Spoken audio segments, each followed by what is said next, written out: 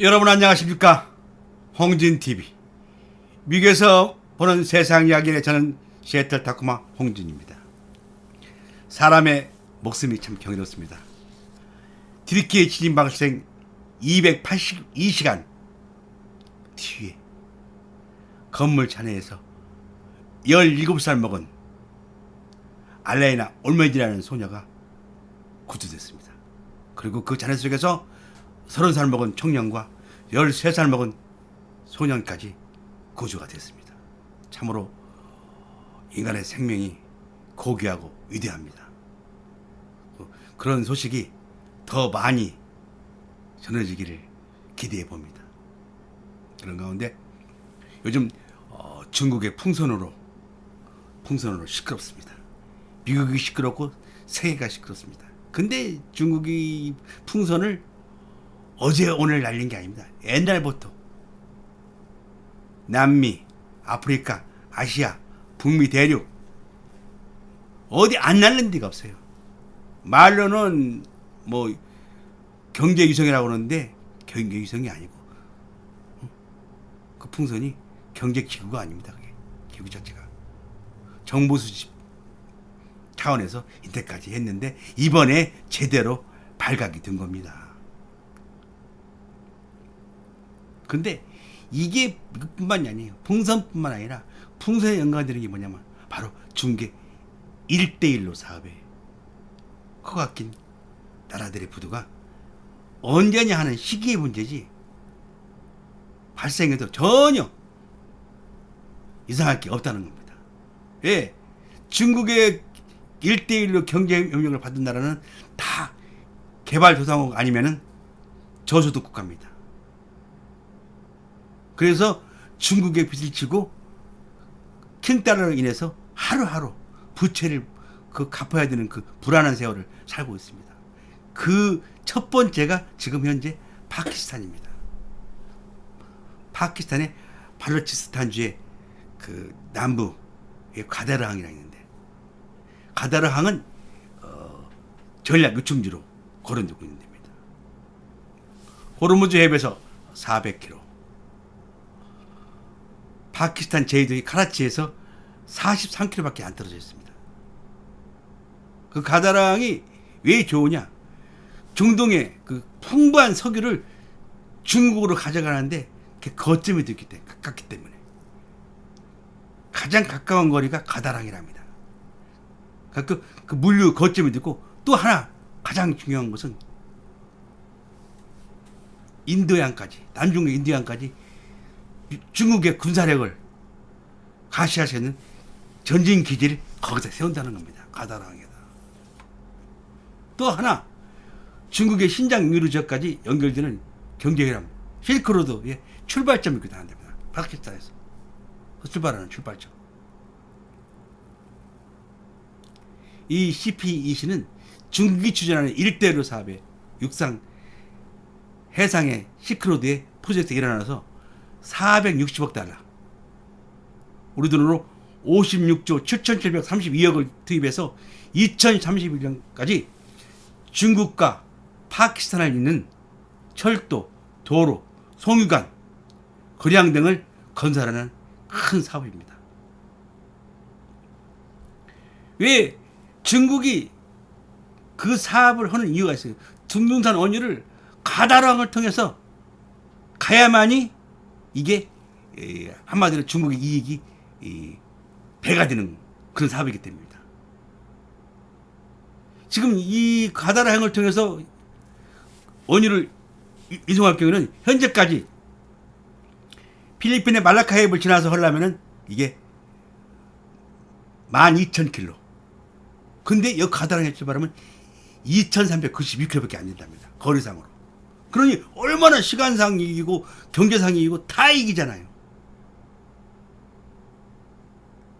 그래서 중국이 막대한 돈을 투자해서 가다랑의 운영권을 40년을 파키스탄으로부터 받은 겁니다. 이게.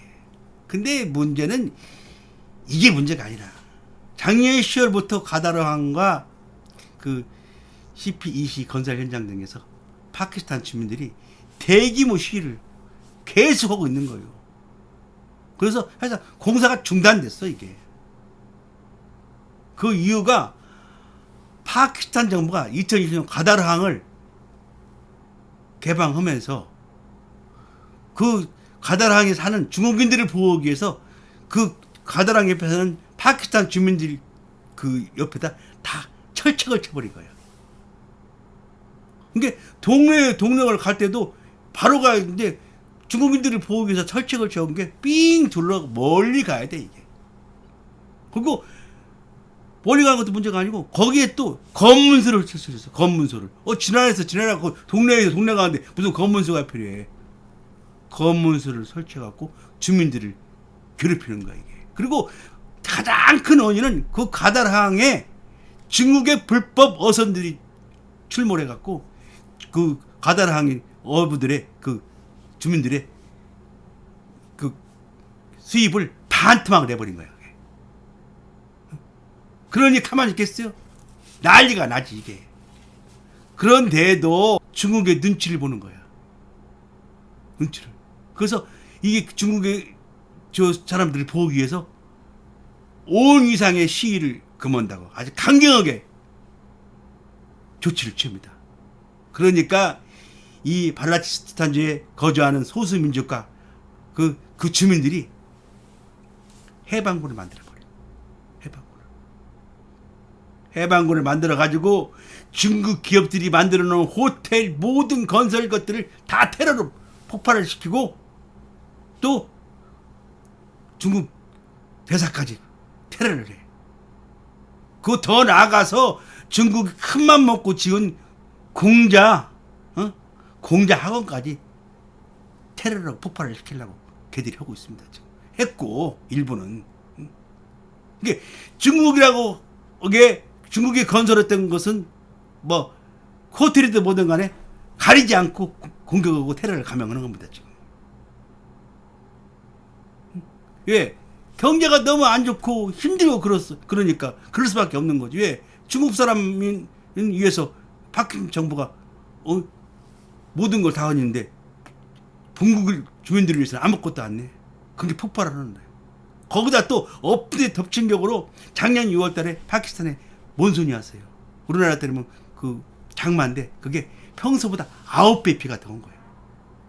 그래갖고 파키스탄의 국토의 3분의 1이 홍수에 젖어버리면서 사실상 이게 300억 달러 37조 원의 피해를 입었어. 이게 사실상 파키스탄은 이 채무를 갚을 수도 없는 희생 불가 상태에 빠져버린 거예요, 이게. 2022년 12월 기준으로 파키스탄의 위안보유국은 58억 달러. 근데 거기에 대비해서 부채는 1,300억 달러. 우리나라 돈으로 160조 4,400억입니다. 그 중에 중국의 1대1로 사업으로 친 빚이 230억 달러. 28조. 이 때문에 작년에 샤리프 총리가 중국을 방문해서 시진핑 주석한테 지원을 요청합니다. 그래서 받아낸 돈이 40조 9천억 원. 근데 이게가 무슨 경제 발전을 위해서 쓴 돈이 아니라 다시 또 중국의 빚을 갚기 위해서 그 돈을 빌려온 겁니다. 이게 한마디로 돌려막기지. 이게 환장의 일 아닙니까? 경제 발전을 위해서 1대1로 사업해서 중국에서 차관을 빌려왔는데 그 차관 빚을 갚기 위해서 다시 또 빚을 낸다? 환장의 일이죠. 환장의 일이죠. 그런데 중국은 2023년이 1대1로 사업의 10주년이라고 해서 모든 나라들한테 성대한 아주 기념행사를 갖는다고 그 계획을 하고 있답니다. 지금까지 중국의 1대1로 사업에 관여된 나라가 150개국, 그 다음에 32개 국제기구가 중국의 1대1 사업에 동참을 했습니다. 그 1대1 사업의 프로젝트의 참여국들은 근데 다 저수도 국가하고 개발구상 국가가 가난해. 이게 그 돈을 쓸 수밖에 없어. 그래서 그 나라에서 빚을 못 갚을 경우에는 석유든 천연자원이든 항구든 모든 특혜를 받게 그렇게 첫 번부터 계약을 한 거야. 그리고 국가 대 국가의 차관이 아니라 국가가 빠지고 은행에서 중국 은행에서 담보를 잡고 돈을 빌려주는 겁니다. 차관 형식의 빚이죠. 그게 국가 차원의 차관이 아니라 빚이랍니다. 그게 은행 차원의 빚. 근데 지금까지 파키스탄 예 빚은 이건 빚도 아니요. 빚도. 왜냐하면은 그 중국의 1대1로 사업으로 빚진 나라가 너무너무 많은 거예요.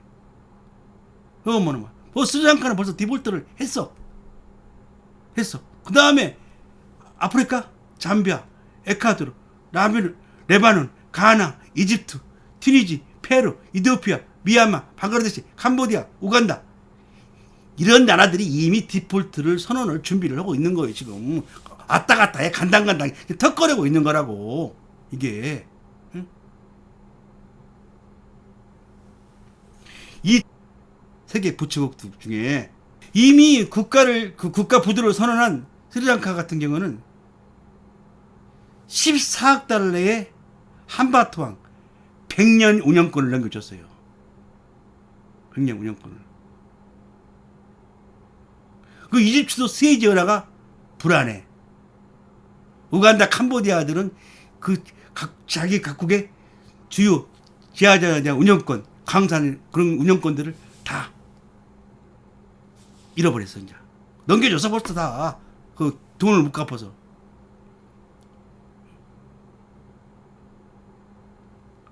그게 모든 세계 서방 국가들이나 이들이 이 중국의 1대1로 사업의 부채가 함정이라고 경고를 해. 그런데도 당장은 돈이 아쉽고 국민한테 경제적인 무슨 발전을 보여주기 위해서 1대1로 사업에 뛰어들었는데 그 사업이 신통하지 않고 다 망했다는 게 문제입니다. 한 나라도 성공한 나라가 없어요. 1대1로 사업으로. 그게 문제라는 겁니다. 중국이 2013년부터 지금까지 1대1로 사업에 투자한 돈이 9,320억 달러입니다. 하나로 1,150조 1,812억입니다.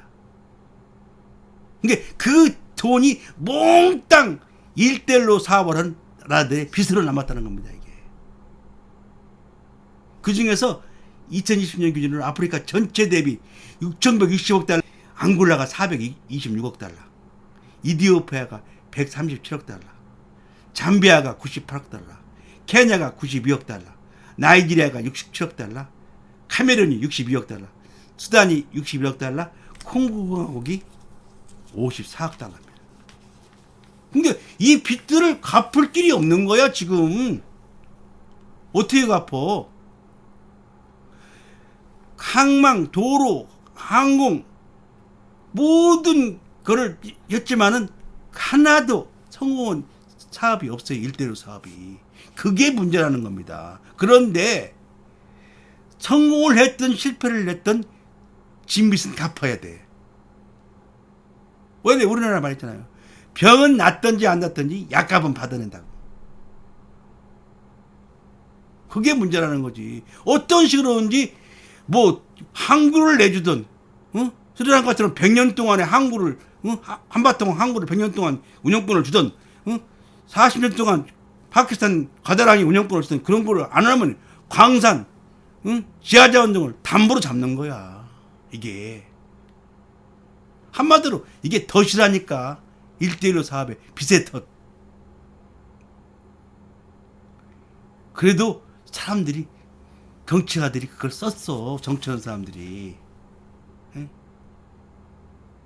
이게 병은 안 사셨지만 약값은 받아야 돼. 그런데도 또 그 약값 또 써. 갖다가 병이 나을지 안 나을지 모르고. 한마디로 악마약인데 그 악마약을 돈을 치르고 먹고 있다는 겁니다. 왜? 미래는 없어. 그런데도 일단은 그 빚의 지옥에 개미 지옥처럼 빚에 빠지면은 빚이 빚을 낳고 빚이 빚을 낳는 빚의 지옥에 빠진다는 겁니다. 빚의 구렁텅이에 빠져서 헤매는 겁니다. 그러다 보니까 국가가 디볼트를 선언하게 되고 국민들 경제가 파탄에 이른다는 그런 얘기가 되는 겁니다. 이게. 그래서 앞으로 물론 뭐 다 정치하는 사람들 알아서 하겠지만 개발상국이나 또 저수도 국가에서 중국의 1대1로 사업은 한 번 더 아니 몇 번 신중히 고려한 다음에 해야 되는 사업이라고 세계 경제 전문가들은 얘기하고 있습니다. 오늘도 제 방송을 구독해 주신 제 구독자 여러분 대단히 고맙습니다.